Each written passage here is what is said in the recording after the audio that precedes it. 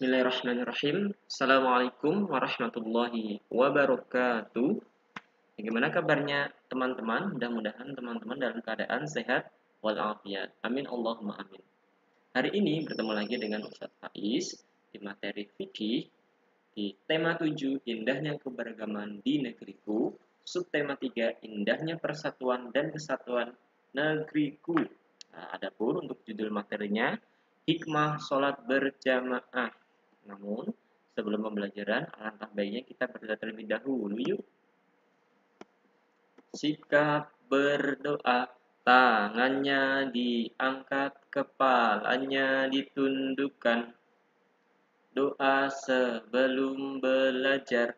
Bismillahirrahmanirrahim. Rabbi zidni ilman warzuqni fahma. Amin. Nah, sebelum membahas tentang hikmah salat berjamaah, kita ada pendahuluan terlebih dahulu. Disyariatkan bagi kaum muslimin untuk melaksanakan sholat berjamaah karena di balik itu ada kemaslahatan dan kebaikan yang sangat agung. Sholat merupakan ibadah wajib yang harus dilakukan setiap muslim yang sudah balik dan berakal.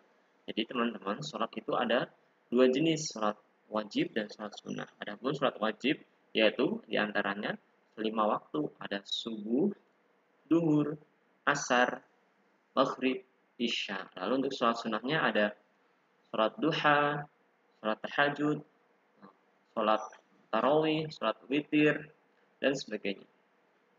Banyak keutamaan yang akan diperoleh setiap orang yang menjalankan ibadah sholat. Namun, tidak banyak yang menyadarinya. Sholat bukan hanya menjalankan rutinitas dan ritual semata, atau menggugurkan kewajiban sebagai seorang muslim ataupun muslimah. Namun, sholat jika dilaksanakan dengan benar dan bersungguh-sungguh akan mendatangkan ketenangan hati dan keselamatan dalam hidup di dunia maupun di akhirat nanti. Berikut ini, coba Bapak rangkum dari berbagai sumber. Berikut adalah hikmah dari sholat berjamaah. Berikut ini adalah hikmah dari sholat berjamaah. Yang pertama, munculnya sikap saling menyayangi, mengasihi, dan saling mencari tahu keadaan sebagian mereka atas yang lain. Nah, yang pertama ini di antara faedah sholat berjamaah, tentu jika salah satu dari jamaah tidak hadir, yang lain akan menanyakan tentang dirinya. Apakah sakit atau ada uzur syar'i, mereka pun akan mengunjungi dan menjenguknya. Insyaallah dengan itu tentramlah mereka. Namun jika ada yang menyebut tidak hadirnya adalah karena sikap meremehkan, bermalas-malasan, dan yang lain, mereka pun akan menasihati dan memperingatkan dengan tegas tentang bahaya dari meninggalkan sholat berjamaah. Jadi sholat berjamaah memiliki kemaslahatan yang sangat agung. Kalau saja orang lebih memilih untuk sholat sendirian, kemungkinan yang terjadi ialah ia akan sholat dengan rasa malas atau menunda dan mengakhirkan dari waktunya. Kemudian setahap demi setahap ia akan meninggalkan sholat. Begitulah sesungguhnya setan bertahap pula dalam menggoda manusia. Namun jika senantiasa menjaga sholat berjamaah, ia akan tergolong orang-orang yang senantiasa menjaga sholatnya. Nah, perlu teman-teman tahu, pasti teman-teman merasa ketika sholat berjamaah di sekolah, di masjid, di rumah, sholat berjamaah di daerah tempat tinggal teman-teman, di sekolahan, barangkali ketika Jumat teman-teman akan merasa berlomba-lomba untuk berwudu, lalu berlomba-lomba untuk mencari saf, entah itu ketika teman-teman sudah mencari saf masih bercanda dan sebagainya, namun tanpa teman-teman sadari, teman-teman hatinya merasa senang ketika sholat bersama-sama. Tapi lihat ketika teman-teman di rumah atau sedang sendiri, teman-teman sudah mendengar azan, nah, kadangkala teman-teman melalaikan atau mengabaikannya. Itu merupakan salah satu ciri-ciri ketika kita sholat sendirian, rasa malas itu akan datang. Karena tadi disebutkan bahwasannya setan bertahap pula dalam menggoda manusia. Alam teman-teman. Jadi silahkan teman-teman dibiasakan melakukan sholat berjamaah di masjid, di sekolahan ataupun ketika di rumah, pastikan berjamaah dengan keluarganya jika memang ada uzur syar'i. Yang kedua, saling mengenal. Menjadi suatu kebiasaan dan kewajaran apabila kaum muslimin sholat berjamaah di masjid. Lantas, ketika di sisi mereka ada orang baru, mereka akan bertanya, siapa dia? Siapa orang baru yang sholat bersama kita? Dari mana dia? Dari sinilah terjadinya saling mengenal. Faedahnya bisa jadi orang baru tersebut adalah kerabat Anda, sehingga mengharuskan Anda untuk menyambung persaudaraan sebatas kekerabatannya. Bisa jadi pula dia orang asing dari suatu negeri atau suatu tempat yang mengharuskan Anda untuk menunaikan haknya, yaitu saling mengenal bersama muslim karena bersaudara. Yang ketiga, di sini ada penampakan salah satu syiar Islam.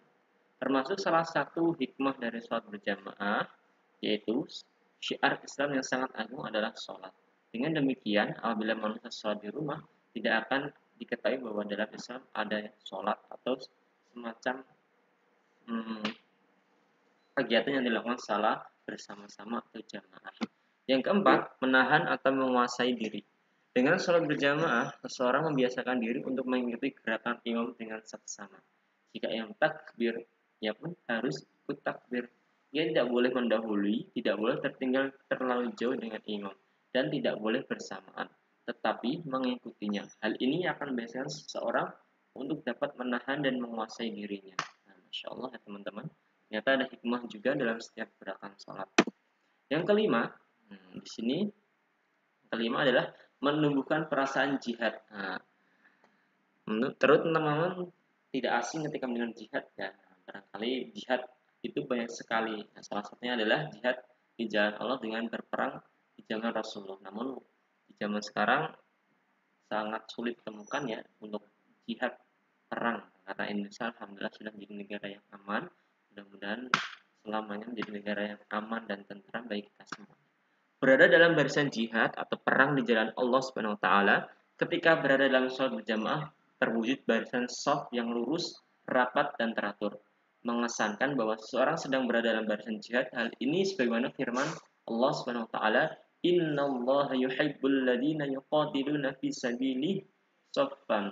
Innallaha yuhibbul ladzina yuqatiluna fi sabilihi shaffan ka'annahum bunyanun marsus.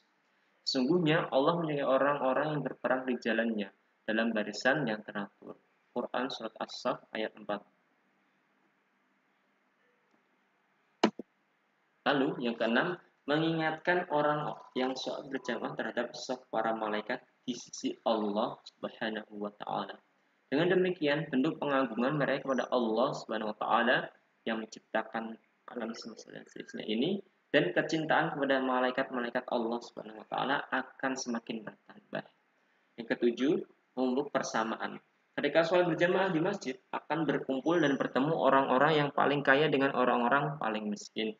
Nah, jadi ada semacam ada orang yang kaya raya, orang yang sederhana, orang yang menengah ke bawah dan sebagainya, ataupun menengah ke atas sampai bermacam-macam dari golongan.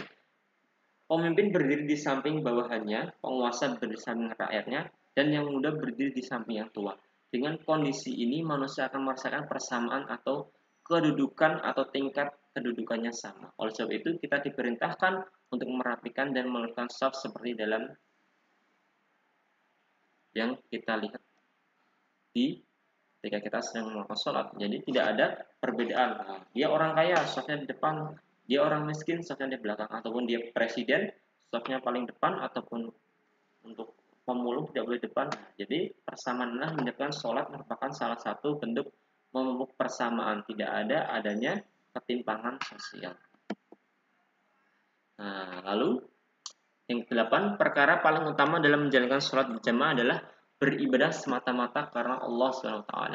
Melakukan ibadah sholat yang semata-mata agar karena Allah SWT. Nah, melakukan ibadah sholat yang mana semata-mata karena Allah Subhanahu wa taala sebagai bentuk rasa syukur dan kewajiban kita sebagai makhluk hidup ciptaannya.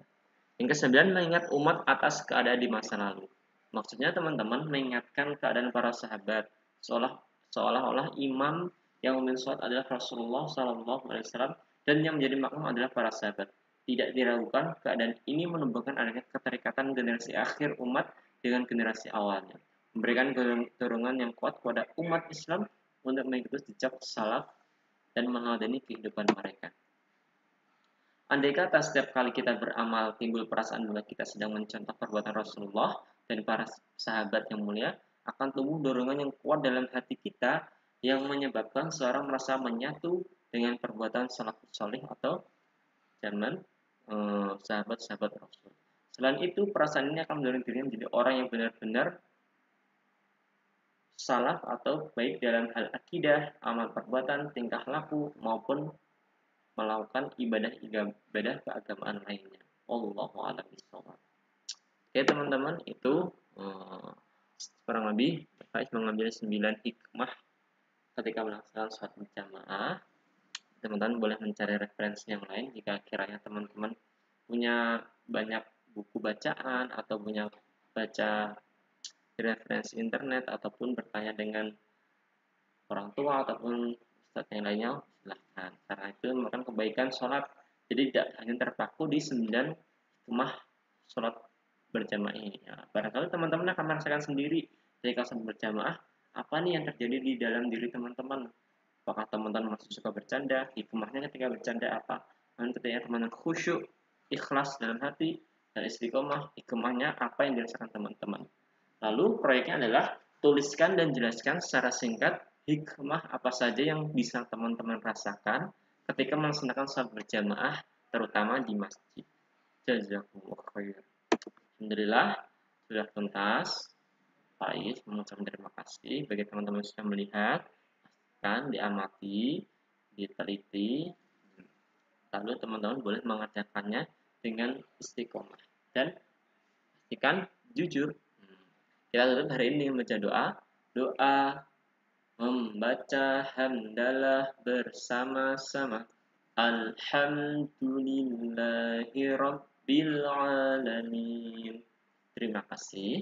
Assalamualaikum warahmatullahi wabarakatuh.